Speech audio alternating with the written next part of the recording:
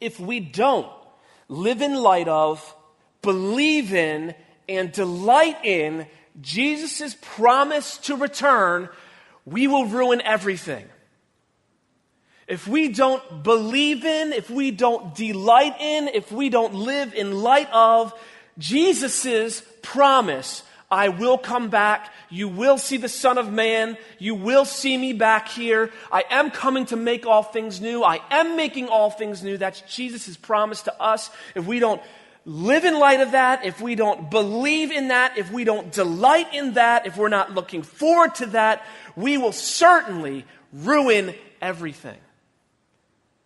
And I bet that most of us don't live in light of that we don't delight in that, and that some of us don't even believe it. At least we don't live our lives like that. We don't have any urgency. We don't have any sense of call. We look at church as a tack on. We look at our mission as a tack on. We look at the mission that God has called every believer to tell people about Jesus, teaching them everything that he has taught us, Matthew 28. We look at that as something for the pastors to handle, for community group leaders to handle. The community group leaders look at the pastors for them to handle. The pastors look at that for better pastors than them to handle, and everybody's passing the buck. And the deal is Jesus gave it to all of us. That's why Peter calls us the priesthood of all believers, not some believers, not non-busy believers, not poor believers or rich believers, not black believers or white believers, all believers. Priesthood of all believers. And if we live in light of, if we believe in, and if we delight in the coming of Jesus Christ, that changes everything. If we don't, that ruins everything. That's what James is saying here this morning.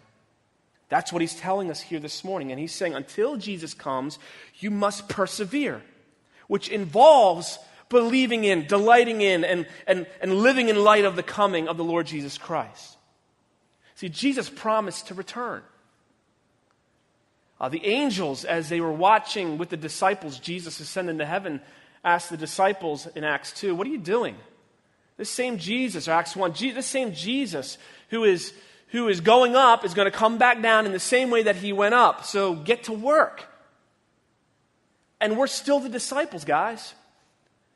And they're still telling us the same message. It's time for us to work.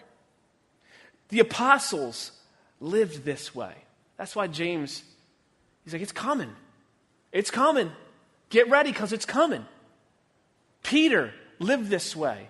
Paul lived this way. They believed that Jesus' return was imminent. They spoke about it over 300 times in the New Testament. That's every 13 verses, on average, someone's talking about Jesus coming again. Every 13 verses. This is an important message for us. So our mission as a church and as people, our goals for our lives and as a church, our objectives must all be driven by this fact. Jesus is coming again.